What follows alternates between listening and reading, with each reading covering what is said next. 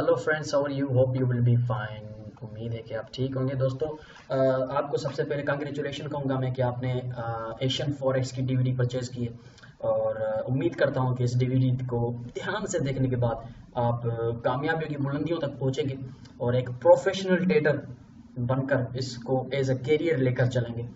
और जाहिर सी बात है, आपने ये डीवीडी इस माइंड से ली है, इस प्लानिंग से ली है कि आप इस डीवीडी को देखने के बाद लर्निंग करके प्राइस एक्शन को समझ के बेसिक टू एडवांस एक प्रोफेशनल ट्रेडर बन जाएंगे और इसको एज अ करियर लेके चलेंगे। अगर आप कोई जॉब कर रहे हैं, आपको सैलरी जो है वो रिलायबल नहीं मिल रही, तो आप चाहते हैं कि इस मार्केट को अंडरस्टैंड करने के बाद, इस मार्केट को पूरा लर्न करने के बाद, मार्केट की साइकोलॉजी को समझने के बाद कि इस मार्केट में किस तरह से प्रॉफिट किया जा सकता है और कौन से स्टेप्स हैं जो लेकर हमको लॉस हो रहा था, जो इन फ्यूचर हम वो स्टेप ना लेंगे।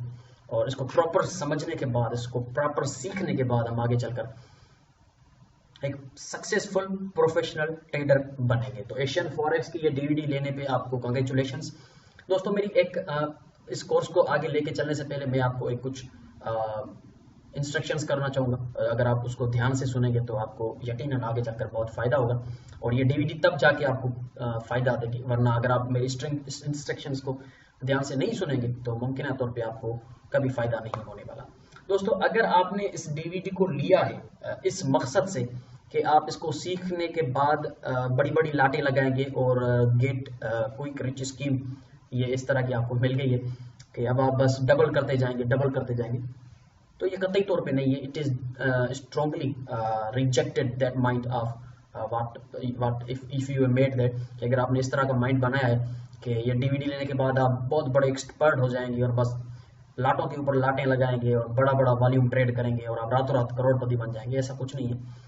देखिए, अगर आप इसमें इसका ये मतलब नहीं है कि इस मार्केट में करोड़पति नहीं बना जा सकता, डेफिनेटली बना जा सकता है, लेकिन कंसिस्टेंटली प्रॉफिट कर करके इसमें आप करोड़पति बन सकते हैं। वो तो आप मल्टी मिलेनियर भी बन सकते हैं, लेकिन एक प्रॉपर प्लानिंग के साथ, एक प्रॉपर टारगेट्स के साथ, एक प्रॉपर ट्रेडिंग मनी मैनेजमेंट के साथ तो डेफिनेटली आप बन सकते हैं। इसमें कोई गलत बात नहीं है कि आप नहीं बन सकते। और फिर क्या फायदा इस मार्केट में आने का? वही 30 40 50 हज़ार तो वैसे भी जॉब, प्राइवेट जॉब पे भी मिल जाते हैं। तो कहने का मकसद ये है कि आप बन सकते हैं, लेकिन एक प्रॉपर तरीका होना चाहिए, एक प्लानिंग, एक मेथड होना चाहिए, एक मैनेजमेंट होनी चाहिए, एक डिसिप्लिन होना चाहिए आपके पास, एक प्री डिफाइंड टारगेट होना चाहिए कि आपको इतना पर मंथ लेना है। ऐसा नहीं है कि बस मुझे मंथली कोई हिसाब नहीं है, कोई लिमिट नहीं है, बस मुझे ट्रेडें लगाते जानी है, पैसा आना चाहिए, नहीं। प्रोफेशनल ट्रेडर का एक प्री डिफाइंड टारगेट होता है कि मुझे पर मंथ इतने पिप्स निकालने हैं। वो प्रॉफिट को नहीं देखता, वो पिप्स को देखता है। उसका टारगेट मार्केट होता है, टारगेट पैसा नहीं होता। तो हमेशा आप भी अपना टारगेट जो है वो पिप्स बनाएंगे, मुझे इतने पिप्स पर मंथ कमाने। तो फिर उससे क्या होगा कि आप कभी भी जो है ओवर ट्रेडिंग भी नहीं करेंगे और आपका डिसिप्लिन जो होगा वो मेंटेन रहेगा। तो ये इंस्ट्रक्शन मैं आपको देना चाहता हूँ कि अगर आपने ये माइंडसेट लेकर डीवीडी परचेज की है कि हम गेट क्विक रिच स्कीम में एंटर हो गए, अब जल्दी करोड़पति बन जाएंगे, रातों रात बन जाएंगे, बड़ी लाटें लगाएंगे, तो ये गलत है।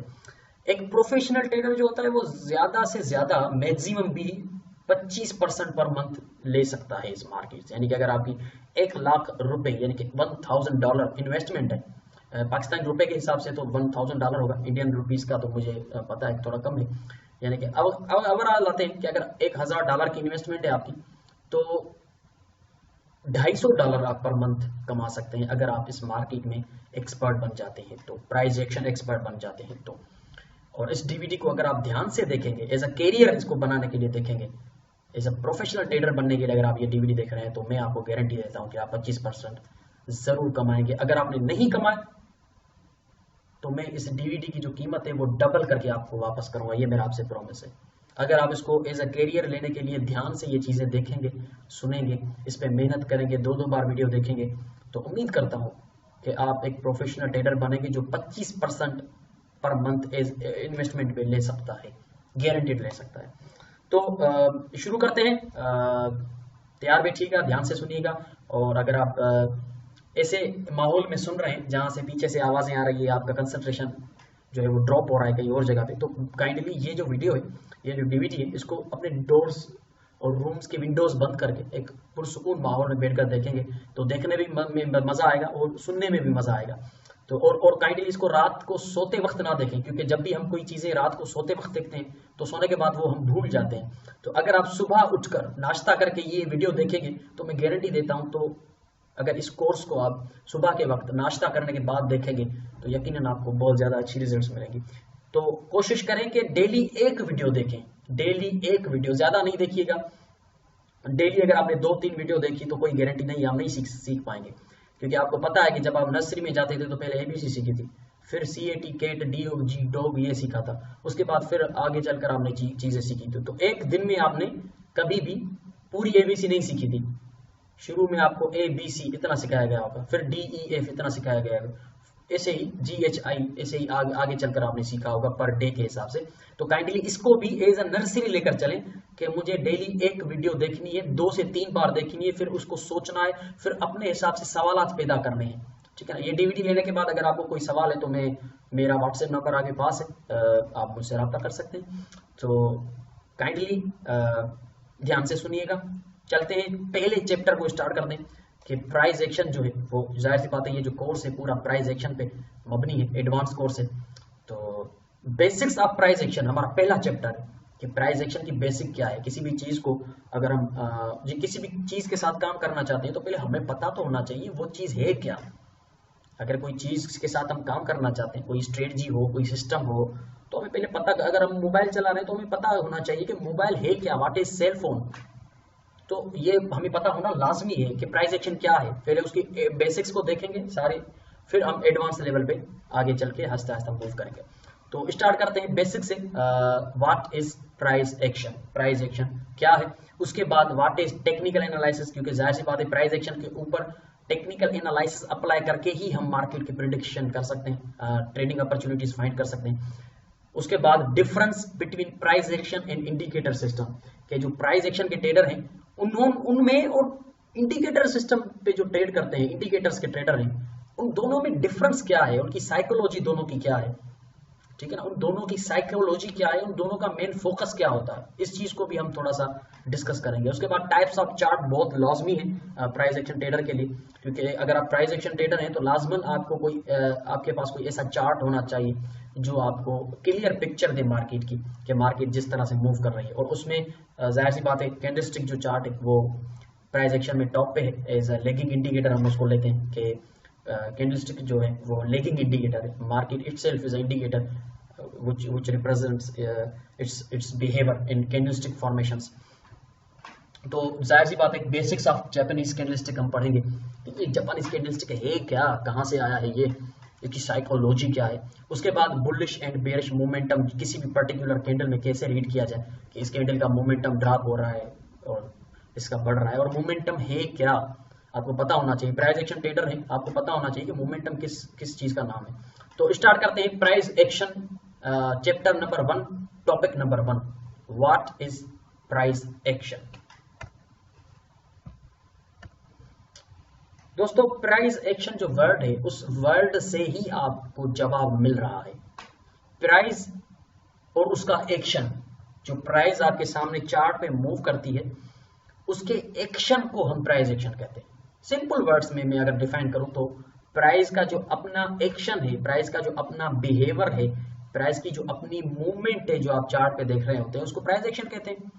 लेकिन अगर आप इसका जवाब मुझसे कहेंगे कि डिफाइन करें डेफिनेशन में, टेक्निकल वर्ड्स में नहीं, डेफिनेशन में डिफाइन करके दें, तो प्राइस एक्शन जो है वो एक ऐसी ट्रेडिंग टेक्निक है जो हमें ये मौका देती है कि हम मार्केट को बेहतर तरीके से रीड कर सकें, और जो हम ट्रेडिंग डिसीजन है वो सिर्फ इसकी अपनी नेचुरल बिहेवियर को देखते हुए ट्रेडिंग डिसीजन लें, ना कि किसी इंडिकेटर को देखते हुए। तो ये इसकी डेफिनेशन है। लेकिन अगर टेक्निकल वर्ड्स में सिंपली अगर आप समझना चाहते हैं कि व्हाट इज प्राइस एक्शन, तो एक जो प्राइस है किसी भी असेट की है, करेंसी हो, कमोडिटी हो, फीचर्स हो, उसकी जो अपनी प्राइस है ना, वो जो मूव कर रही होती है, ऊपर नीचे गिर रही है, चल रही है, वो जो मूवमेंट है उसकी, ऊपर जाने वाली मूवमेंट, नीचे जाने वाली मूवमेंट, उसका जो अपना एक्शन है जो दिखा रही होती है रोज, उस मूवमेंट को उस मूवमेंट उसकी जो मूवमेंट है उसका जो एक्शन है जिसमें वो मूव कर रही है, उसका जो बिहेवियर है अपनी उसकी जो बॉडी लैंग्वेज है प्राइस की, उस बिहेवियर को, उसी एक्शन को, उसी मूवमेंट को प्राइस एक्शन कहते हैं। सो सिंपल, ये टेक्निकली मैंने आपको कह दिया कि प्राइस एक्शन ये है। एक साफ सुथरे चार्ट पे मूव करती हुई मार्केट जो अपना बिहेवियर दिखाती है, जो एक्शन दिखाती है, जो मूवमेंट दिखाती है, उसको प्राइस एक्शन कहते हैं। अब उसी प्राइस एक्शन के ऊपर अगर आप टेक्निकल्स अप्लाई करके ट्रेडिंग कर रहे हैं तो आप प्राइस एक्शन ट्रेडर हैं, बात खत्म। एक साफ सुथरे नेक्ड चार्ट पे अगर आप अपने टेक्निकल्स अप्लाई करके ट्रेड करते हैं तो आप एक प्राइस एक्शन ट्रेडर हैं। अगर एक नेक्ड चार्ट पे आप अपनी प्राइस का बिहेवियर अंडरस्टैंड करते हैं, उस प्राइस की बॉडी लैंग्वेज को समझते हैं, उस प्राइस के अंदर कितने बुल्स बेयर्स हैं, उस कैंडल्स की बॉडी लैंग्वेज को समझते हैं, उसके अपने पैटर्न्स, क्योंकि मार्केट पैटर्न्स में मूव कर रही होती, उन पैटर्न्स को समझते हैं तो आप प्राइस एक्शन ट्रेडर हैं। ठीक है ना, आप प्राइस एक्शन ट्रेडर हैं अगर आपको इन चीजों को टारगेट बनाते हैं तो। सिंपली है, what is price action? Price action जो है वो एक ट्रेडिंग टेक्निक है जो एक ट्रेडर को अपॉर्चुनिटीज देती है अपने बिहेवियर को रीड करके, उसका अपना बिहेवियर क्या है प्राइस का, सिंपल चीज है। ठीक है जी, तो प्राइस एक्शन हमारा कोर्स है जो हम आगे चलकर पढ़ेंगे, और उस कोर्स को वो कोर्स हमारा है ही यही कि हम अपनी नेक्ड चार्ट पे, साफ सुथरे चार्ट पे मार्केट की अपनी जो मूवमेंट है, उसकी अपना जो बिहेवियर है, उसको ही अंडरस्टैंड करके, उसको ही एनालाइज करके हम ट्रेडिंग डिसीजंस लेंगे। ठीक है जी, अब टेक्निकल एनालिसिस जो हम प्राइस एक्शन के ऊपर अप्लाई करते हैं वो क्या है? अब प्राइस एक्शन तो हो गया, हमने सीख लिया प्राइस एक्शन क्या है, हम समझ चुके हैं प्राइस एक्शन क्या है, साफ सुथरा चार्ट है, ठीक है। लेकिन उसके ऊपर जो टेक्निकल एनालिसिस हम अप्लाई करते हैं, अब ये टेक्निकल एनालिसिस क्या है? टेक्निकल एनालिसिस क्या है? देखिए, टेक्निकल एनालिसिस, इसमें आपको वर्ड में कोई भी चीज हो, उसके वर्ड में अगर आप गौर देंगे तो उसमें ही आपको जवाब मिल जाएगा। टेक्निकली एनालिसिस, टेक्निकल एनालिसिस यानी कि आप अपनी टेक्निक्स अप्लाई करके चार्ट के ऊपर या कोई भी चीज हो उसके ऊपर अपने टेक्निक्स अप्लाई करके एनालाइज करते हैं उसकी फ्यूचर प्रेडिक्शन। सिंपल बात है, उसकी जो डेटा है, ठीक है ना, उसकी जो डेटा है, उसकी डेटा पे, उसकी प्राइस के बिहेवियर पे, उसकी प्राइस की नेचर पे आप टेक्निक्स अप्लाई करते हैं। वो टेक्निक्स ट्रेंड लाइंस की शक्ल में हो, सपोज रेजिस्टेंस की शक्ल में हो, या फिबोनाची की शक्ल में हो, कोई भी शक्ल में टेक्निक्स हो, लेकिन वो जब हम अप्लाई करते हैं चार्ट के ऊपर और उसकी फ्यूचर प्रेडिक्शन करते हैं, यानी कि हम टेक्निकल एनालिसिस कर रहे हैं। टेक्निकल एनालिसिस ट्रेडिंग टूल है जो हम फ्यूचर प्रेडिक्शन करने के लिए मार्केट में एक नेक्ड साफ सुथरे चार्ट पे अप्लाई करते हैं, उसको हम कहते हैं टेक्निकल एनालिसिस। अब हम आते हैं इस चीज पे कि टेक्निकल एनालिसिस जो है वो हम अपनी जिंदगी में डेली बेसिस पे कर रहे होते हैं। सिर्फ फॉरेक्स मार्केट में टेक्निकल एनालिसिस अप्लाई नहीं की जाती, उसकी प्रीवियस डेटा पे टेक्निक्स अप्लाई करके हम फ्यूचर प्रेडिक्ट करते हैं। हम अपनी डेली लाइफ में भी हजारों मर्तबा इस चीज से क्रॉस करते हैं कि ये टेक्निकल एनालिसिस हो रही है, लेकिन कभी हमने उस चीज पे गौर नहीं दिया। फॉर एग्जाम्पल, मैं अगर किसी डॉक्टर के पास जाता हूँ तो डॉक्टर सबसे पहले मेरी नब्ज पकड़ेगा। अब ये नब्ज जो वो पकड़ रहा है, ये टेक्निकल एनालिसिस कर रहा है, क्योंकि वो टेक्निकली एनालाइज करना चाहता है कि मेरी नब्ज की जो स्पीड है, जिसमें हार्ट पंपिंग है, वो कितनी स्पीड से चल रही है। या अगर वो मुझे कहता है मुंह खोलो, मेरी जबान चेक करता है डॉक्टर। क्यों चेक करता है? क्योंकि वो टेक्निकली एनालिसिस करना चाहता है, क्योंकि उस डॉक्टर को पता है कि history repeats itself, nature repeats itself. हमारी जो नेचर है वो अपने आप में बदलती कभी नहीं है, बल्कि वो रिपीट होती है। ठीक है ना, वो रिपीट होती है डे बाय डे, सेम। देखिए, सूरज रोज वही निकलता है, तारे रोज वही आते हैं, चांद वही होता है, बारिशें वही होती हैं, बादल वही होते हैं, यानी कि नेचर अपने आप में रिपीट होती है। बिल्कुल उसी तरह से ये मार्केट जो है, चाहे कोई भी हो, कमोडिटी की हो, फ्यूचर की हो, करेंसी की हो, वो अपने आप में रिपीट होती है। ये अलग बात है कि रोज नए तरीके से मूव करती है, लेकिन उसका नया तरीके का मूव भी वही होता है जो प्रीवियस बिहेवियर उसका रहा होता है। बिहेवियर सेम होता है, मूव जो होती है वो चेंज होती है, लेकिन बिहेवियर जो होता है उस मूवमेंट का वो सेम होता है। तो अगर डॉक्टर मेरे मुंह में थर्मामीटर रखता है, क्यों रखता है? क्योंकि उसको पता है कि जब भी थर्मामीटर मुंह में रखते हैं और दो हमें फारेनहाइट मिलता है तो इसका मतलब है कि हाई फेवर है, क्योंकि वो टेक्निकल एनालाइज कर रहा है। उसको पता है कि जब जब भी किसी पेशेंट की जबान जो है वो अगर वाइट हो जाती है, उसकी जो सरफेस है जबान का वो अगर वाइट हो जाता है तो इसका मतलब है कि उसको गैस्ट्रिक अल्सर है। तो ये टेक्निकली एनालाइज कर रहा है कि उसको पता है कि ये सिम्टम्स अगर हमें मिलते हैं इसका मतलब है कि ये बीमारी है। एक और मिसाल मैं आपको दूंगा कि मैं अगर आपको कहता हूं कि यार आज बारिश होने वाली है, लगता है आज बारिश होगी, तो आप क्या करेंगे? आप बाहर जाएंगे, आसमान की तरफ देखेंगे, सिंपल। क्यों आसमान की तरफ देखेंगे? क्योंकि आपको पता है कि जब जब भी बारिश होती है उससे पहले बादल होते हैं। ये आप टेक्निकल एनालिसिस कर रहे हैं भैया, ये आप टेक्निकल एनालाइज कर रहे हैं कि कोई मुझे अगर कहता है बारिश हो रही है तो मैं आसमान की तरफ देखूंगा कि बादल हैं नहीं है। अगर बादल हैं तो ठीक है, होगी बारिश, आपने सही टेक्निकल एनालिसिस करी है। अगर बादल नहीं है तो आप अंदर जाके उस बंदे को कहोगे आप पागल हो गए हो, मैं टेक्निकल एनालाइज करके आया हूँ, कोई बारिश नहीं होने वाली, बादल ही नहीं है। तो इस मार्केट में भी अगर आपके चार्ट, आपके सामने ये जो चार्ट है, ये वाला गोल्ड का चार्ट है, इसमें ये देखिए कि एक चैनल के अंदर मार्केट मूव कर रही है। अब आपने टेक्निकल एनालाइज किया कि ये चैनल, इसको एज एग्जांपल ले लें कि ये बादल है। आपने कहा कि यार ये बादल कितना अच्छा है, हाँ टेक्निकली मैंने एनालाइज कर लिया, अब ये बादल बना है, अब बारिश जरूर होगी, यानी कि नीचे से ब्रेक जरूर होगी और मार्केट यहाँ तक जाएगी। ये आपने टेक्निकल एनालिसिस अप्लाई की प्राइस एक्शन के ऊपर। कितना सिंपल और सादा तरीके से मैंने आपको समझा दिया कि प्राइस एक्शन के ऊपर टेक्निकल एनालिसिस करना, यानी कि आसमान के ऊपर बादलों की टेक्निकल एनालिसिस की आपने, बादल हैं यानी कि बारिश होगी, नहीं है तो नहीं होगी। अगर ये यहाँ पे चैनल नहीं होता या चैनल ये सही ड्रा नहीं किया हुआ होता, मार्केट इसको फॉलो नहीं कर रही होती, तो इसका मतलब है कि चैनल नहीं है, यानी कि बादल नहीं है, बारिश नहीं होगी। चैनल नहीं है, नीचे से ब्रेक नहीं होगा, चैनल है ही नहीं। तो इस तरह से मार्केट में भी जैसे नेचर में अपने एक बिहेवियर है, रिपीट होता है, बिल्कुल उसी तरह से हर किसी का मानना है कि हिस्ट्री रिपीट्स इटसेल्फ, अपने आप में रिपीट होती है। तो भाई ये अपना जहन बना लें कि अगर आप फॉरेक्स हो या स्टॉक्स हो, उनमें अगर आप ट्रेडिंग करना चाहते हैं तो आपका ये जहन होना चाहिए कि मार्केट कभी भी नए तरीके से मूव नहीं करेगी, उसका वही सेम होगा पैटर्न, उसका वही सेम होगा बिहेवियर। प्राइस के हिसाब से नहीं मूव हो सकती है, लेकिन बिहेवियरल जो उसका मूवमेंट होगी वो सेम होगी, क्योंकि वो रिपीट कर रही होती है बार बार अपने पैटर्न्स में, जिन पैटर्न्स में वो मूव करती है सेम पैटर्न। 15 साल पहले भी वही पैटर्न थे, आज भी वही पैटर्न है। 15 साल पहले भी सपोर्ट रेजिस्टेंस को टच करके बाउंस होती थी, आज भी हो रही है। 15 साल पहले ऐसे चैनल बनते थे, आज भी बन रहे हैं। 15 साल पहले कैंडलस्टिक पैटर्न बनते थे, रिवर्सल मार्केट वापस जाती थी, आज भी जा रही है।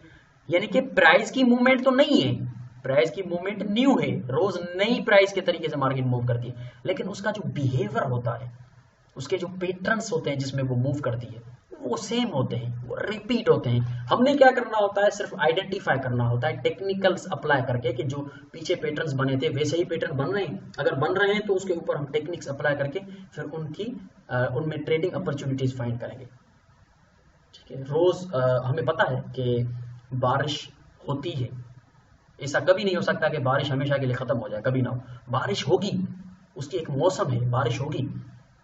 तो हमें कैसे पता चलेगा कि बारिश होगी? अगर बादल हो जाएंगे तो बारिश होगी। यहाँ पे अगर टेक्निकल एनालिसिस आप अप्लाई करेंगे, कोई पैटर्न बनता है तो बारिश होगी, कोई पैटर्न बनता है तो मार्केट रिपीट होगी, कोई पैटर्न बनता है तो उसको ब्रेक करके मार्केट निकलेगी, हम ट्रेड सेलेक्ट करेंगे। तो टेक्निकल एनालिसिस सिंपली मैंने आपको समझा दी, एक डेली लाइफ का सिग्नल देके कि हम रोजमर्रा की जिंदगी में टेक्निकल एनालिसिस कर रहे होते हैं। यहां तक कि आप अपनी बाइक पे भी टेक्निकल एनालिसिस कर सकते हैं। अगर मैं मिसाल के तौर पे बाइक स्टार्ट कर रहा हूँ, स्टार्ट ही नहीं हो रही, तो मेरा पड़ोसी निकलेगा, कहेगा भाई पेट्रोल चेक करो, पेट्रोल है। उसने ये क्यों कहा? क्योंकि टेक्निकल एनालिसिस उसने करी हुई है, उसको पता है कि अगर बाइक में पेट्रोल नहीं होगा तो बाइक स्टार्ट ही नहीं होगी। ये टेक्निकल एनालिसिस उसने करी। मैंने कहा भाई पेट्रोल तो बहुत ज्यादा है, फिर भी स्टार्ट नहीं हो रही। फिर वो कहेगा कि प्लग चेक करो। ये देखिए बार बार वो टेक्निकल एनालिसिस अप्लाई कर रहा है मेरी बाइक पे। उसको पता है कि अगर पेट्रोल भी है फिर भी नहीं स्टार्ट हो रही तो शायद प्लग में कचरा होगा। फिर मैं प्लग चेक करता हूँ और प्लग में कचरा है, उसको साफ करके प्लग लगाता हूँ, स्टार्ट करता हूँ, मार्केट बाइक स्टार्ट हो जाती है। ये टेक्निकल एनालिसिस है हम जो डेली लाइफ में करते हैं, क्योंकि हमें पता है कि हिस्ट्री रिपीट होती है, ये रिपीट हो रही है चीजें कि प्लग खराब होती है तो स्टार्ट नहीं होगी, पेट्रोल नहीं होगा तो स्टार्ट नहीं होगी। ये नेचर है हर चीज की, बाइक की अपनी एक नेचर है। मार्केट की अपनी एक नेचर है। तो इस मार्केट की नेचर को, इस मार्केट के बिहेवियर को समझने के लिए ये डीवीडी हमने बनाई है। और जब आप इसके नेचर को, जब आप इसके बिहेवियर को समझ गए, जब आपकी इसकी जो मूवमेंट है, जो पैटर्न्स ये डेली रिपीट कर रही होती है, इन पैटर्न्स को जब आप समझ गए तो फिर देखिएगा कि आप किस तरह की ट्रेडिंग करते हैं। तो व्हाट इज प्राइस एक्शन, ये भी आपने समझ लिया। और टेक्निकल एनालिसिस क्या है जो हम प्राइस एक्शन के ऊपर अप्लाई करते हैं, वो भी आपने समझ लिया कि टेक्निकल एनालिसिस ये है जो कि हम डेली लाइफ में कर रहे होते हैं, जो हम डेली लाइफ में कर रहे होते हैं और किस मकसद से कर रहे होते हैं, वही अब हम फॉरेक्स में भी करेंगे। और किस मकसद से करेंगे, फ्यूचर प्रेडिक्ट करने के लिए। ठीक है जी, ये है आपका टेक्निकल एनालिसिस। अब टेक्निकल एनालिसिस में जो टूल आते हैं वो मैं आपको आगे चलकर बताऊंगा कि टेक्निकल एनालिसिस में कितने टूल्स हैं जिनको हम अप्लाई करके एनालाइज करते हैं मार्केट को। अब बात ये यहाँ पे आती है कि ठीक है, टेक्निकल एनालिसिस हमने अप्लाई कर ली है, लेकिन भैया टेक्निकल एनालिसिस जो है वो जो प्राइस एक्शन ट्रेडर होता है वो टेक्निकल एनालिसिस अप्लाई करने के लिए इंडिकेटर यूज नहीं करता। तो अब इंडिकेटर्स में और प्राइस एक्शन ट्रेडर में क्या फर्क है? अब ये सवाल पैदा होता है कि प्राइस एक्शन ट्रेडर में और इंडिकेटर पे ट्रेड करने वाले में क्या फर्क है। क्योंकि प्राइस एक्शन का ट्रेडर जो बेचारा होता है वो उसके मार्केट का अपना बिहेवियर एनालाइज करता है कि पीछे उसने क्या बिहेव किया था, आगे चलकर भी वैसा ही बिहेव करेगी, अपने पैटर्न्स जो है वो चेंज करेगी, उस यानी कि सेम होगा पैटर्न्स, वो उन चेंज पैटर्न्स में मूव करेगी, लेकिन पैटर्न्स जो होंगे वो वही होंगे जो पीछे वो बना चुकी होगी, यानी कि वो पैटर्न्स भी उसके सेम होंगे, वो रिपीट होंगे। लेकिन इंडिकेटर का क्या मकसद है, इंडिकेटर के ट्रेडर का क्या मकसद है, इंडिकेटर का ट्रेडर क्या करता है? देखें, इंडिकेटर बेस्ड जो सिस्टम्स होते हैं, पता नहीं हजारों सिस्टम्स हैं और तकरीबन 5000 से भी ज़्यादा इंडिकेटर मार्केट में पड़े हैं। वो सारे फ्री है, आप कभी भी फॉरेक्स विनर पे चार जाएं, डॉल्फिन ट्रेडर्स पे चले जाएं और डाउनलोड करके रख दें अपने पास। लेकिन भाई देखिए, जो चीज़ काम की होती है ना, जो चीज़ आपको पैसा कमा के देती है वो कभी फ्री की नहीं होती। ये ज़हन बना लीजिएगा कि जो चीज़ आपको पैसा कमा कर दे वो चीज़ कभी फ्री की नहीं होती। अगर इंडिकेटर आपको पैसा कमा कर देते तो वो फ्री पे नहीं मिलते आपको। वेबसाइट्स पे कितने इंडिकेटर, 2-2000 इंडिकेटर पड़े हुए हैं। क्यों पड़े हुए हैं? क्योंकि वो काम के नहीं है। काम के होते तो वो फ्री में नहीं आपको अवेलेबल होते।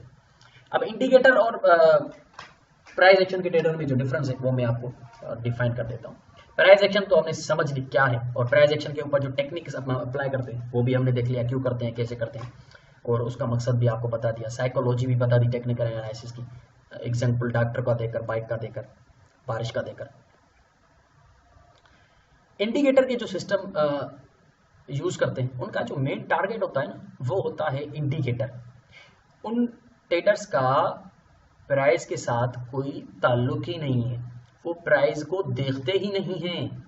अब आपके सामने जो चार्ट है आप देख रहे हैं वाज़ेह तौर पे, ये जो इंडिकेटर बेस्ड चार्ट है इसमें आपको प्राइस नजर आ रही है?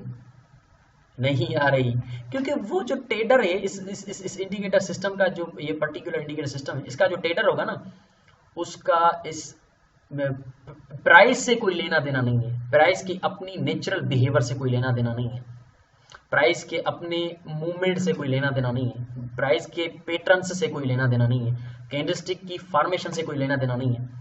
उसका जो मेन फोकस है वो इंडिकेटर्स है। उसको बस इंडिकेटर देखने हैं और इंडिकेटर्स पे ट्रेडिंग करनी है। इंडिकेटर बाय करता है बाय करेगा, इंडिकेटर सेल कहता है सेल करेगा। अब मुझे पता है ये अक्लमंदी का काम है, कमाया जा सकता है ऐसे। जब हमें मार्केट की अपनी नेचर का पता ही नहीं, जब हमें मार्केट के फॉर्मेशंस का पता ही नहीं, हमें मार्केट के फुटप्रिंट्स हम देख ही नहीं रहे हैं, मार्केट का अपना नेचुरल बिहेवियर ही नहीं देख रहे हैं, मार्केट की अपनी साइकोलॉजी को रीड ही नहीं कर रहे हैं, बस इंडिकेटर जैसा कह रहा है हम वैसा कर रहे हैं, लोगों के बनाए हुए इंडिकेटर के पीछे हम लगे हुए हैं। तो क्या हम प्रॉफिट कर सकते हैं?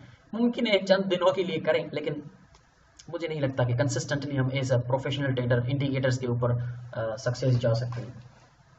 अब ये चार्ट आपके सामने है, कोई प्राइस हमें नजर ही नहीं आ रही ना। वो इंडिकेटर लगे हुए हैं प्राइस के ऊपर भी, नीचे भी indicator, yellow blue green red, पता नहीं क्या चक्कर है भाई। अब ये है कि इंडिकेटर जो होता है, व्हाट इज इंडिकेटर? अब इंडिकेटर के ट्रेडर जो होते हैं उनका तो आपको पता चल गया कि वो सारा फोकस करते हैं इंडिकेटर के ऊपर, उनका प्राइस से कोई लेना देना नहीं है भैया। अब इंडिकेटर रेड हो जाएगा वो सेल करेंगे, इंडिकेटर ब्लू हो जाएगा वो बाय करेंगे। ठीक है ना, उनका इससे कोई लेना देना नहीं है, उनकी पूरी साइकोलॉजी जो है वो इंडिकेटर्स के ऊपर है कि इंडिकेटर जैसा कहेगा वो करेंगे। अब इंडिकेटर इटसेल्फ क्या है जिसके कहने पे ट्रेडर भागता है और ट्रेड करता है? इंडिकेटर जो होता है उसको जो डेवलपर्स होते हैं, जो कोडर्स होते हैं, वो कोडिंग करके एक सिस्टम बनाते हैं, और वो जो आपका इंडिकेटर होता है वो उसकी जो कोडिंग उसकी की जाती है वो इसलिए की जाती है कि वो खुद प्राइस को रीड करते हैं। जो इंडिकेटर होते हैं वो अपनी मर्जी से आपको सिग्नल नहीं देंगे, वो खुद प्राइस को बिहेवियर प्राइस का जो है उसको रीड करते हैं, मार्केट का ट्रेंड रीड करते हैं। कुछ ट्रेंड वाले इंडिकेटर होते हैं, मार्केट को ट्रेंड को रीड करते हैं। कुछ पर्टिकुलर कैंडल के अंदर जो मोमेंटम है उसको रीड करते हैं। कोई अवर बाट अवर सोल्ड को रीड करते हैं कि डेली प्राइस के हिसाब से डेली प्राइस मूव होगी। कोई पिवट को रीड करते हैं। तो कहने का मकसद है कि आपका जो इंडिकेटर है वो खुद प्राइस को रीड करता है। उसका कोई अपनी साइकोलॉजी नहीं है कि उसने अपनी मर्जी से बस एक सिग्नल दे दिया, वो खुद प्राइस को रीड करता है। तो बेहतर नहीं है कि इंडिकेटर रीड करके आपको दे, आप खुद रीड करें तो ज्यादा बेहतर है। इंडिकेटर आपको रीड करके दे, उससे बेहतर नहीं है कि आप खुद रीड कर और सिग्नल क्रिएट करें।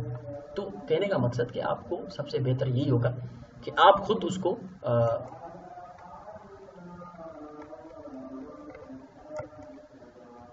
रीड करें।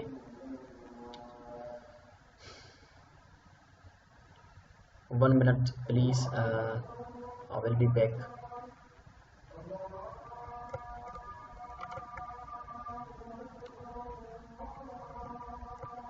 Because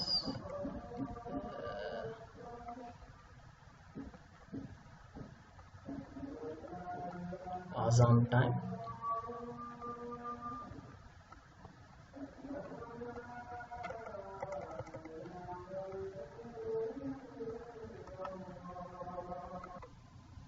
ठीक है जी, आजान आ गई थी इसलिए मैंने पुश कर दिया था। तो इंडिकेटर का जो ट्रेडर होता है उस इंडिकेटर खुद जो होता है वो मार्केट की प्राइस को रीड करता है। तो इंडिकेटर पे हम डिपेंडेंट रह के प्राइस को रीड करें, इससे बेहतर नहीं है कि हम खुद प्राइस के मास्टर बन जाएं, रीड करें। और इंडिकेटर जो होता है वो लेगिंग होता है। लेगिंग का मतलब है कि प्राइस ऑलरेडी मूव कर चुकी होती है, वो बाद में आपको बता रहा होता है, क्योंकि उसकी कोडिंग जो होती है वो इतना फास्ट नहीं होता इंडिकेटर के, जल्दी ही मार्केट का ट्रेंड चेंज हो और उसी वक्त आपको बता दें। ट्रेंड चेंज हो चुका होता है और आप जब बाय करते हैं तो मार्केट फिर वापस चली जाती है।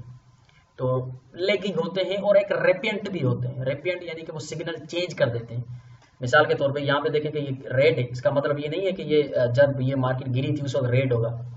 मुमकिन है यहाँ पे रेड नहीं होगा, मार्केट गिरी होगी फिर ये रेड हुआ है।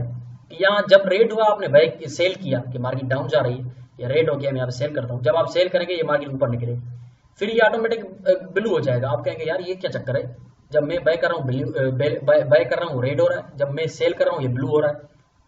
लेकिन पीछे जो डेटा चल रही है उस गुजरी हुई डेटा पे तो ये सही दिखा रहा है। तो ये रेपिएंट होते हैं। गुजरी हुई डेटा पे आपको इंडिकेटर सही नजर आएगा, लेकिन चलती हुई डेटा पे वो चेंज करेगा अपना कलर। जब आप बाय करेंगे वो रेड कर देगा, फिर आप क्या करेंगे? क्योंकि वो लेगिंग होते हैं और रेपिएंट होते हैं, वो अपने सिग्नल चेंज कर रहे होते हैं, क्योंकि वो प्राइस को पढ़ते हैं। प्राइस रिवर्स होगी फिर वो भी रिवर्स हो जाएंगे।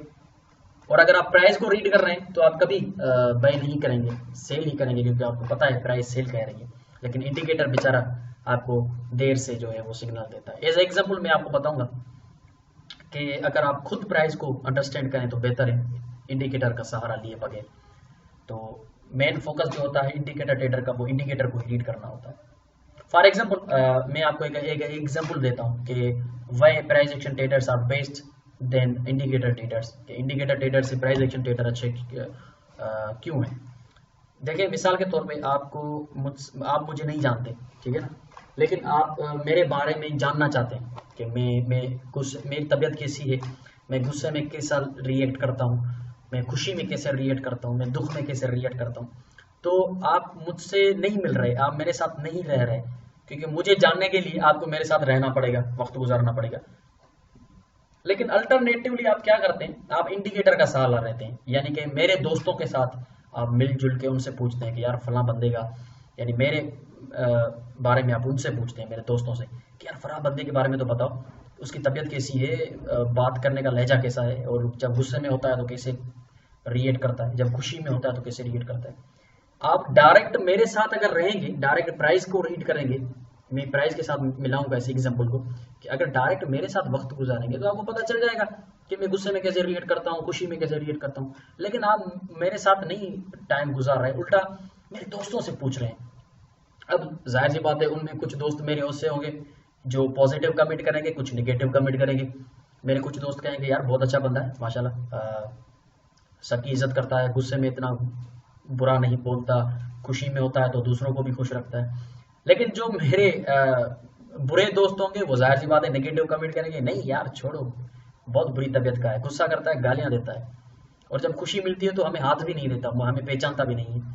तो आप हो गए कंफ्यूज, क्योंकि आपको डेटा चेंज मिल रही है, ठीक है ना, डेटा आपको चेंज मिल रही है, आप कंफ्यूज हो गए। अब किसकी बात में भरोसा करेंगे, बाय करेंगे सेल करेंगे तो प्राइस को रीड करें, इंडिकेटर का सहारा ना लें, मेरे साथ आके वक्त गुजारें, आपको पता चल जाएगा कि मैं कैसी तबीयत का हूँ और मैं कैसे रिएक्ट करता हूँ। प्राइस के साथ वक्त गुजारें, प्राइस को रीड करें, प्राइस को अंडरस्टैंड करें, आपको पता चल जाएगा कि ये प्राइस जो है ये लो वॉलेटिलिटी में क्या करती है, एशियन सेशन में क्या करती है, न्यूयॉर्क सेशन में क्या करती है, गुस्से में आती है तो क्या करती है, खुश होती है तो क्या करती है, लंदन सेशन में होती है तो क्या करती है, ब्रेकआउट होता है इसका तो क्या करती है। इनके साथ वक्त गुजारेंगे तो आपको पता चल जाएगा। इंडिकेटर का सहारा लेना छोड़ दें, कुछ नहीं होता। डिफरेंट डेटा मिलेगी, समझ में नहीं आएगा, डिसीजन नहीं ले पाएंगे आप कि आपको करना क्या है। इसलिए best way, best method, market की प्राइस को खुद अंडरस्टैंड करें, मार्केट के बिहेवियर को, उसके पैटर्न्स को अंडरस्टैंड करें, मार्केट को रीड करें, आपको किसी इंडिकेटर की जरूरत नहीं पड़ेगी। ये तो हो गया इंडिकेटर का ट्रेडर, उसका फोकस क्या होता है हम समझ चुके हैं, उसका फोकस इंडिकेटर्स होता है, इंडिकेटर्स के सिग्नल्स होते हैं, उसका लेना देना प्राइस से नहीं है। लेकिन प्राइस एक्शन का ट्रेडर क्या होता है, वो क्या देखता है, उसका चार्ट कैसा दिखता है, उसकी तरफ आएंगे। अब प्राइस एक्शन का ट्रेडर देखें। अब मैं आपको ये भी बता रहा हूँ कि प्राइस एक्शन के ट्रेडर के पास टेक्निकली कौन से टूल्स होते हैं, कौन से टारगेट्स होते हैं जिनको वो सारा दिन देख रहा होता है। इंडिकेटर वाला तो बेचारा सारा दिन इंडिकेटर्स के रेट ग्रीन होने को देख रहा होता है, लेकिन प्राइस एक्शन का ट्रेडर क्या देखता है मार्केट में, एक साफ सुथरे चार्ट पे वो क्या देखेगा। इंडिकेटर वाला तो जाहिर सी बात है उसके कलर्स चेंज हो रहे हैं देख रहा है, लेकिन प्राइस एक्शन वाला क्या देखेगा, प्राइस एक्शन वाला चार्ट पैटर्न्स देखेगा अगर कोई बन रहा है तो, कैंडलस्टिक पैटर्न देखेगा अगर कोई बन रहा है तो, ट्रेंड लाइन ड्रा करेगा, प्राइस बैंड्स देखेगा, मार्केट स्विंग का स्ट्रक्चर देखेगा, अप स्विंग है, डाउन स्विंग है, सपोर्ट रेजिस्टेंस लेवल्स को देखेगा, कंसोलिडेशन फेजेस को देखेगा, फिबोनाची रिट्रेसमेंट को देखेगा, पिवट्स को देखेगा। अब आपके सामने जो चार्ट है ना, उसमें सिर्फ दो चीजों को देख रहा है। इस चार्ट का जो ट्रेडर है, पर्टिकुलर चार्ट का जो ट्रेडर है, वो सिर्फ दो चीजों को देख रहा है, और वो दोनों चीजें मार्केट का अपना बिहेवियर है। मार्केट का वो दो चीजें अपना बिहेवियर है। अब वो दो चीजें कौन सी, मैं आपको हाईलाइट करके दिखाता हूँ। एक सिंपल हॉरिजॉन्टल सपोर्ट और रेजिस्टेंस को वो देख रहा है, जहां से मार्केट कंटिन्यूसली रिवर्स हो रही है, बाउंस हो रही है। यहाँ से देखें प्राइस उठी, बाउंस होके नीचे आ गई, उसके बाद इसी लेवल को मार्केट ने ब्रेक किया, वापस आके रीटेस्ट की, इस पे वो देख रहा है कि प्रीवियस जो रेजिस्टेंस है वो सपोर्ट बन रही है, मार्केट यहाँ से उठ रही है। सिर्फ सपोर्ट और रेजिस्टेंस उसने देखा, उसके बाद उसने कैंडलस्टिक का सहारा लिया, कैंडलस्टिक पैटर्न का, यानी कि जिस सपोर्ट पे मार्केट उठ रही है वहां पे कोई पैटर्न है। अब इस चीज को भी वो देख रहा है। अब यकीनन वहां पे पैटर्न है, क्योंकि मैं आपको दिखाता हूं। अब ये देखें, यहाँ पे ये जो पैटर्न है ये बुलिश इंगल्फिंग पैटर्न है, ठीक है। अब कैंडलस्टिक पैटर्न, अब दो चीजों ने मिलकर इसको परफेक्ट, मार्केट का अपना नेचर देख रहा है वो, मार्केट अपनी नेचर देख रहा है वो, और दो चीजों ने मिलकर उसको कितना परफेक्ट सिग्नल किया। एक रेजिस्टेंस ब्रेक हुई, सपोर्ट बन गई, और जो सपोर्ट पे बाउंस हो रही है प्राइस, वो एक बुलिश इंगल्फिंग बना के उठ रही है। कितना परफेक्ट सिग्नल है, किसी इंडिकेटर को देखने की जरूरत ही नहीं, इतना परफेक्ट और प्योर सिग्नल उसको मिल गया। उसने बैक किया और नीचे स्टॉप लॉस रखा और देखे ऊपर, अगेन उसी लेवल पे मार्केट बाउंस हुई, और इस बार उसने पिन बार फॉर्मेशन बनाई, यानी कि कैंडलस्टिक पिन बार पैटर्न बनाया। सपोर्ट पे आई, पिन बार बनाई, और बूम ऊपर निकल गई। इंडिकेटर वाले ट्रेडर को कोई पता ही नहीं चला कि मार्केट कहाँ से आई कहाँ गई। अब ये मार्केट यूं समझिए कि यहाँ से आई नीचे, यहाँ से ऊपर गई, यहाँ तक पहुंची होगी, फिर इंडिकेटर के ट्रेडर ने इसको कहा होगा बाय करो, क्योंकि वो लैगिंग है, देर से सिग्नल देता है। लेकिन प्राइस एक्शन के ट्रेडर ने क्या किया, जहां से मार्केट रिवर्स हुई है वहीं पे फिक्स उसी पॉइंट पे बाय किया है, क्योंकि उसने देखा कि सपोर्ट है और मार्केट बाउंस हो रही है ऊपर की तरफ। ठीक है जी, बिल्कुल सिंपल और साफ सुथरे चार्ट को वो एनालाइज करता है प्राइस एक्शन का ट्रेडर। तो ये डिफरेंस है प्राइस एक्शन के ट्रेडर में और इंडिकेटर्स के ट्रेडर में। और इसी डिफरेंस को देखते हुए आप समझ चुके होंगे कि कामयाब कौन है, नाकाम कौन है। कामयाबी हमेशा सिंपल चीजों में होती है, कामयाबी हमेशा सादी चीजों में होती है। जितना सिस्टम कॉम्प्लिकेट होगा उतना समझना मुश्किल होगा, जितना सिस्टम साफ सुथरा होगा उतना समझना आसान होगा। जितना साफ है उतना आसान है समझना। एक नेक्ड साफ सुथरा चार्ट जितनी मार्केट की पिक्चर देता है हमें, जितनी मार्केट का सिनेरियो दिखाता है, मार्केट की डेटा बताता है, कोई सिस्टम नहीं बता सकता। अब आपको डिसाइड करना है कि आप इंडिकेटर सिस्टम पे काम करेंगे या प्राइस एक्शन पे करेंगे। अब अल्टरनेटिवली प्राइस एक्शन में भी बहुत सारी स्ट्रेटजियां आ जाती है, वो आगे चलकर हम देखेंगे। लेकिन टू द पॉइंट अगर कहा जाए तो price action is the world most successful trading strategy I ever seen in my life. मैंने पूरी जिंदगी 8 साल दिए हैं इस मार्केट में और मैंने कभी कोई ऐसा सिस्टम नहीं देखा जो इस प्राइस एक्शन को बीट कर सके। और इतना इजी सिस्टम भी मैंने कभी नहीं देखा। प्राइस एक्शन जितना आसान कोई सिस्टम नहीं है, क्योंकि ये बिल्कुल वाजे दिखाता है।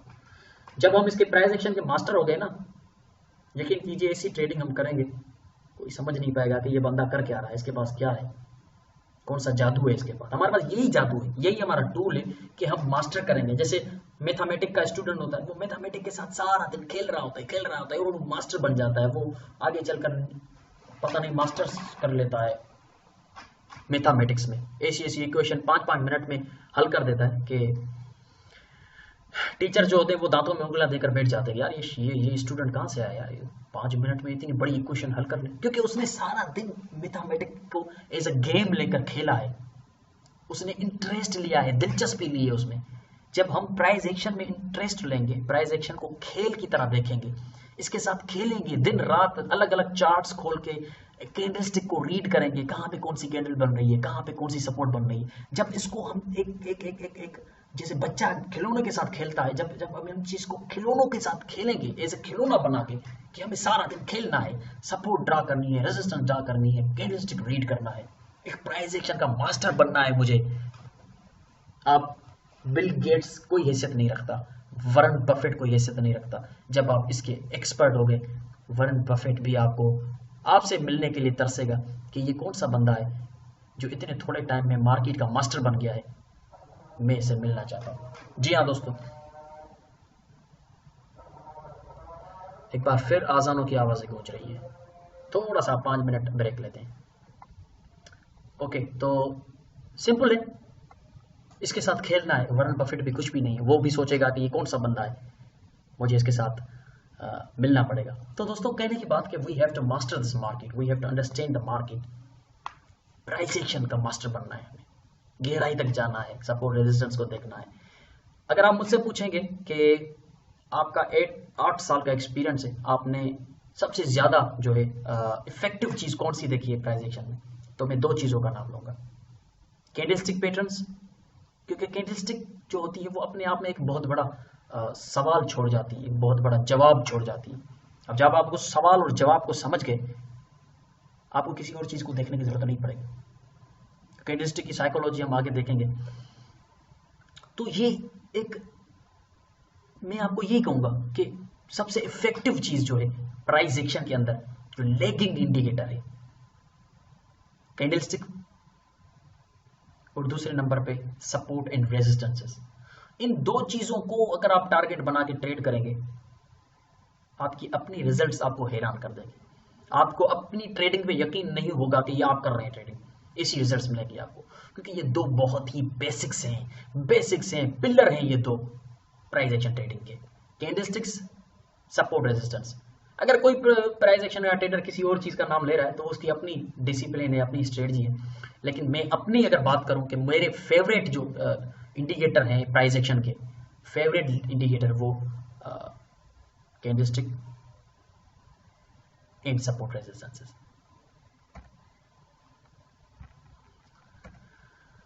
अब आते हैं हम टाइप्स ऑफ प्राइस चार्ट्स पे, क्योंकि प्राइस एक्शन जो करते हैं हम वो जाहिर सी बात है कि कैंडलस्टिक पैटर्न पे करते हैं, क्योंकि कैंडलस्टिक जो पैटर्न है जितनी क्लियर पिक्चर की, जितनी प्री डिफाइंड डेटा एक प्राइस की मूवमेंट की हमें कैंडलस्टिक चार्ट देता है, कोई और चार्ट नहीं दे सकता। 3 तरह के चार्ट होते हैं आपको पता है। लाइन चार्ट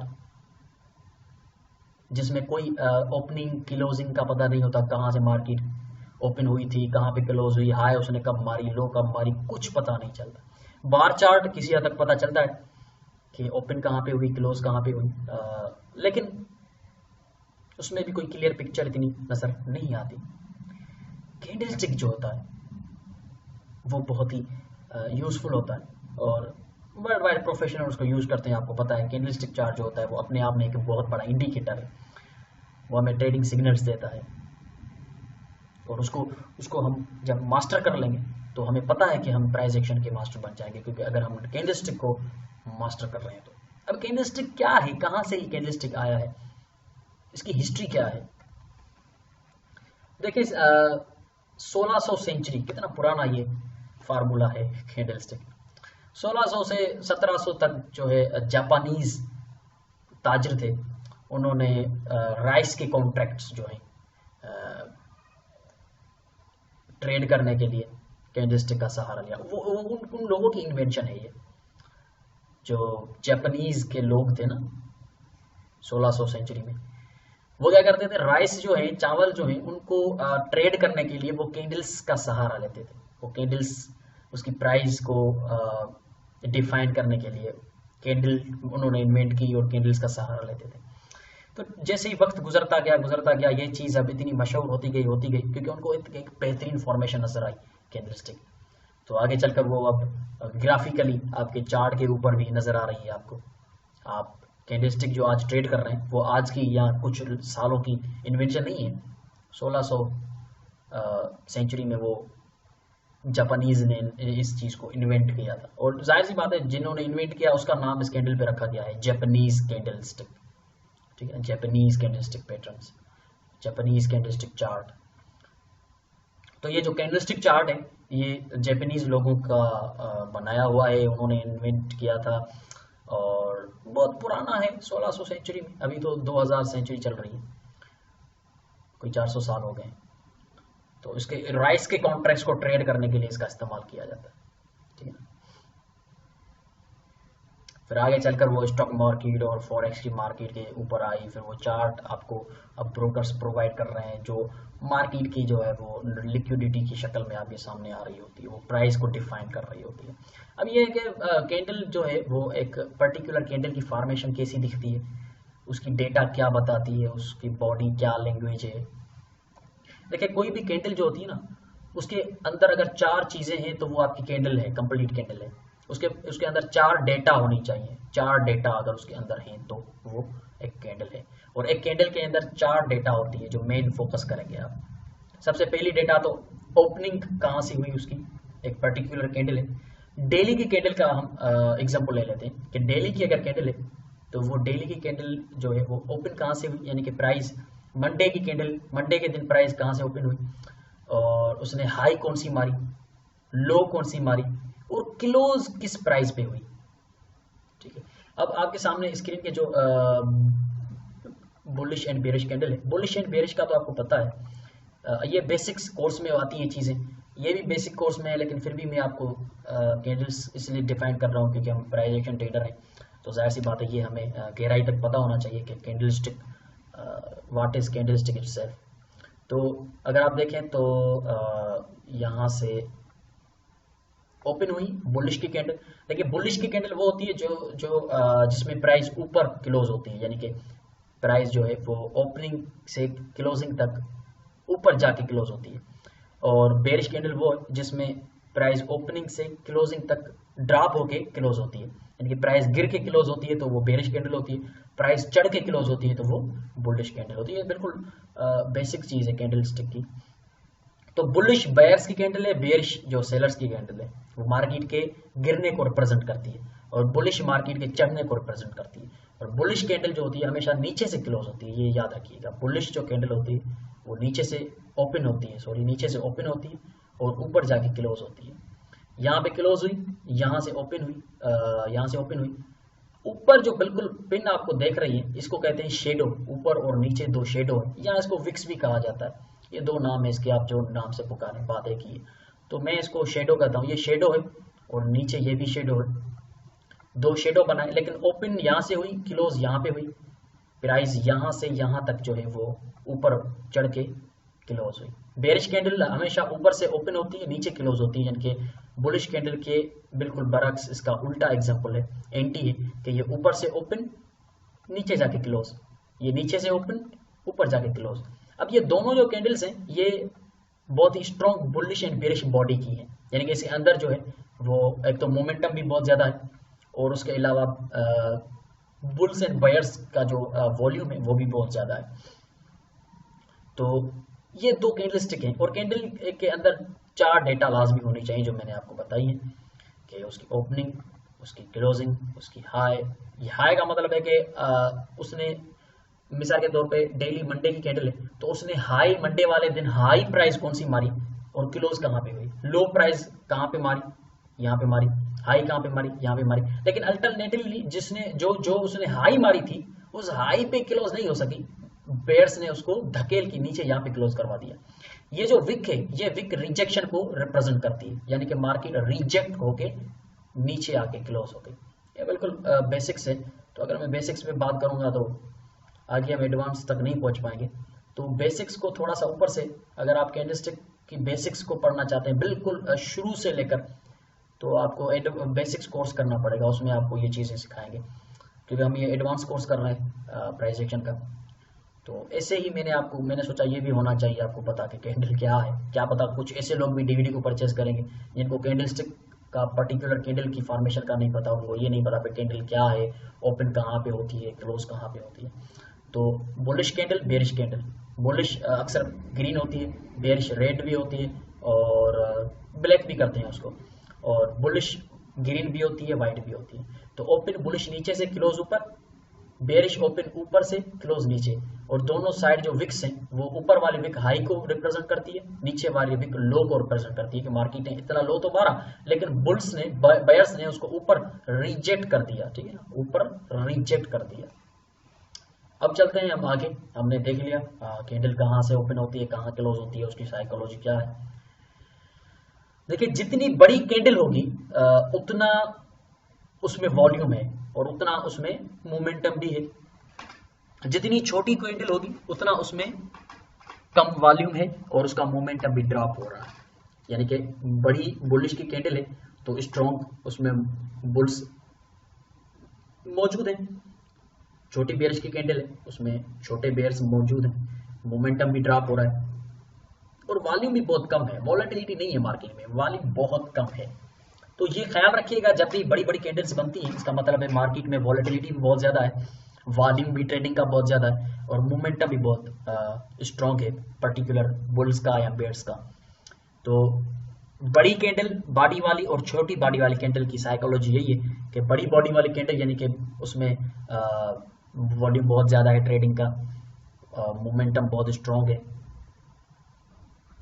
और वॉलेटिलिटी मार्केट में मौजूद है।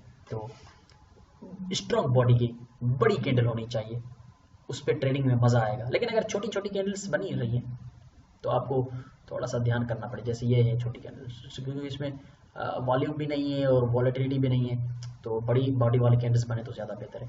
लेकिन अगर जो मार्केट में इस तरह की रिजेक्शंस होती हैं, बड़ी बड़ी रिजेक्शंस होती हैं, ये रिप्रेजेंट करती हैं बुल्स और बेयर्स के प्रेशर को, ठीक है। प्रेशर क्या है? प्रेशर ये है कि अगर मैं बाय कर रहा हूँ तो मेरे सामने 10 लोग सेल कर रहे हैं, अब प्रेशर जाहिर सी बात है 10 लोगों का ज़्यादा है, मेरा थोड़ा है। तो एक पर्टिकुलर कैंडल है, ये जो कैंडल है एक पर्टिकुलर कैंडल है,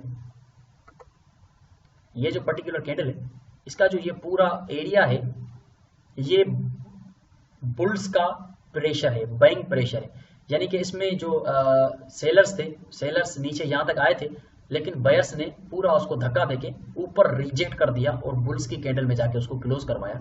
और इस तरह की जो कैंडल होती है वो जाहिर सी बात है बुल्स और बेयर्स के प्रेशर को रिप्रेजेंट करती है। अब यहाँ पे इसने नीचे जो भी इसकी जो विक है, नीचे वाली सारी विक है ये लॉन्ग विक्ड है और ये पूरी विक हमें बायर्स का प्रेशर शो करती है कि बायर्स स्ट्रांगली रिजेक्ट करके मार्केट को ऊपर क्लोज करवा चुके हैं, ठीक है। लेकिन ये जो नेक्स्ट बेयरिश कैंडल में रिजेक्शन है ये सेलर्स की है, क्योंकि ये ऊपर की तरफ से, और सेलर्स हमेशा ऊपर की तरफ से प्रेशर देते हैं और बायर्स नीचे की तरफ से प्रेशर देते हैं। तो बेयर्स ने ऊपर की तरफ से प्रेशर देके उसको रिजेक्ट करवा के एक बड़ी विक बनवा के नीचे बेयरिश की बॉडी में क्लोजिंग दी। यानी कि इसका मतलब है कि सेलर्स का पावर बहुत ज्यादा है, और जिस मार्केट में सेलर्स का पावर बहुत ज्यादा होता है उसमें हम हमेशा सेल करते हैं, और जिस मार्केट में इस तरह का बायर्स का प्रेशर बहुत ज्यादा होता है उस मार्केट में हम हमेशा बाय ही करेंगे, सेल नहीं करेंगे। तो ये सिंपल साइकोलॉजी है। बायर्स और सेलर्स का प्रेशर एक पर्टिकुलर कैंडल पे अगर नजर आए तो आप इस चीज का थोड़ा सा एहतियात रखिएगा।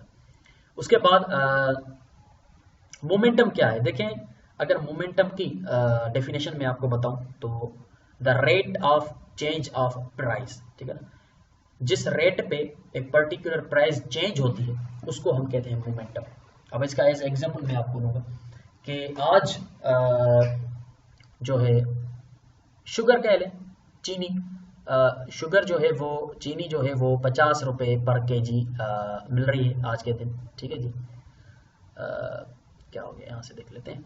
ये 50 रुपये पर केजी जो है वो शुगर आज में मिल रही है, लेकिन क्या होता है कि अगले ही दिन वही शुगर जो 50 रुपये पर केजी थी वो 60 रुपये पर केजी मिल रही है। इसका मतलब है कि स्ट्रॉन्ग मोमेंटम है उसका, 10 रुपये पर केजी उसका मोमेंटम बुल्स का है, यानी कि 10 रुपये पर केजी वो ऊपर गई, यानी कि उसका rate of change of price जो है वो 10 रुपये है, यानी कि मोमेंटम बहुत स्ट्रॉन्ग है। जाहिर सी बात है कि उसने 50 से डायरेक्ट 60 रुपये पे जंप दिया है तो उसका मोमेंटम है वो स्ट्रॉन्ग बुल्स का मोमेंटम है, क्योंकि rate of change of price जो है वो रेट बहुत ज्यादा है, जिस रेट पे वो चेंज हो रही है प्राइस वो बहुत ज्यादा है, 50 से डायरेक्ट 60 हो गया तो rate of change of price बहुत ज्यादा है। रेट जिस रेट पे चेंज हो रही है प्राइस वो रेट बहुत ज्यादा है, 50 से 60 रुपया है, यानी कि मोमेंटम स्ट्रॉन्ग है बुल्स का।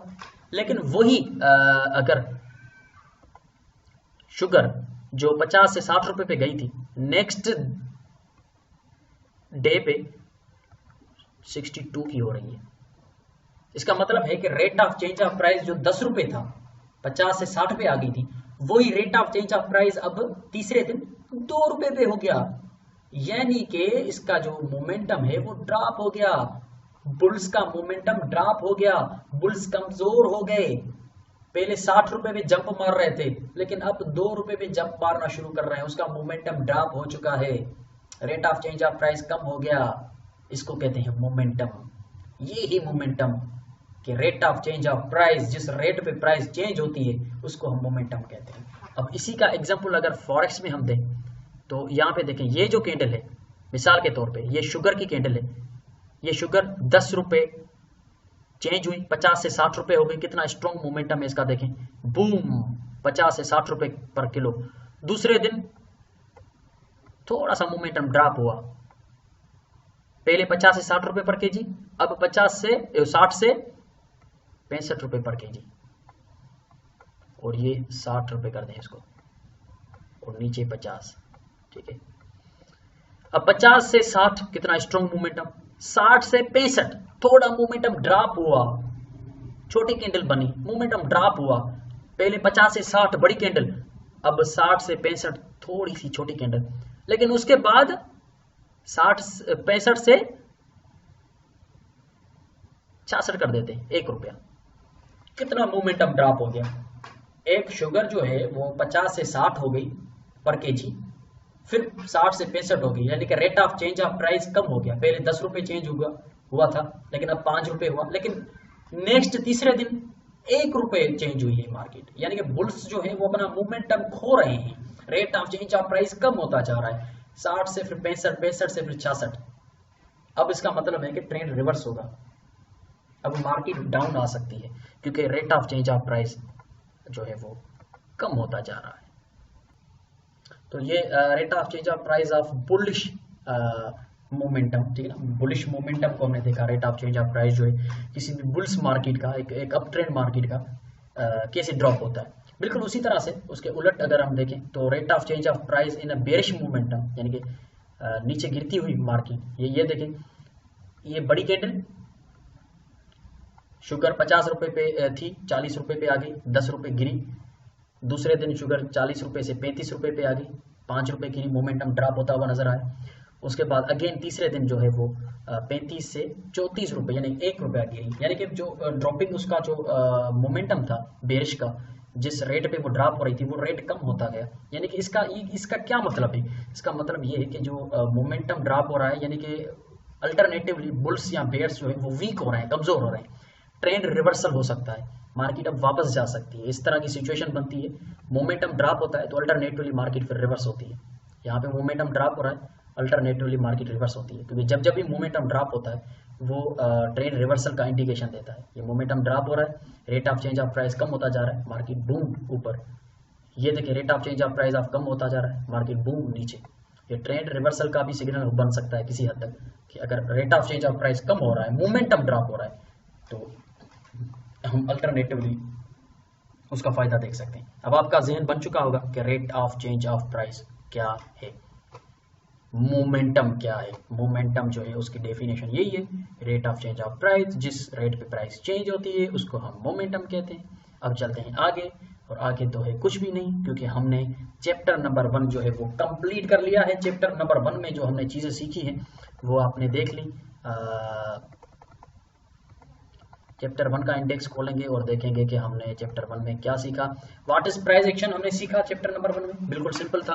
प्राइस एक्शन क्या है, आप रिवर्स करके फिर भी देख सकते हैं कि प्राइस एक्शन क्या है। उसके बाद दूसरा हमने टेक्निकल एनालिसिस को देखा, साइकोलॉजी टेक्निकल एनालिसिस क्या है, टेक्निकल एनालिसिस क्यों यूज की जाती है, टेक्निकल एनालिसिस को देखा। Difference between price action and indicator को भी हमने देखा, इंडिकेटर के ट्रेडर और प्राइस एक्शन के ट्रेडर के बीच में साइकोलॉजी उनकी क्या है, किसको कौन ज़्यादा फोकस करता है, इंडिकेटर खुद क्या है, ये सारी चीज़ हमने देखी। प्राइस एक्शन वाला किस चीज़ को ज़्यादा टारगेट रखता है।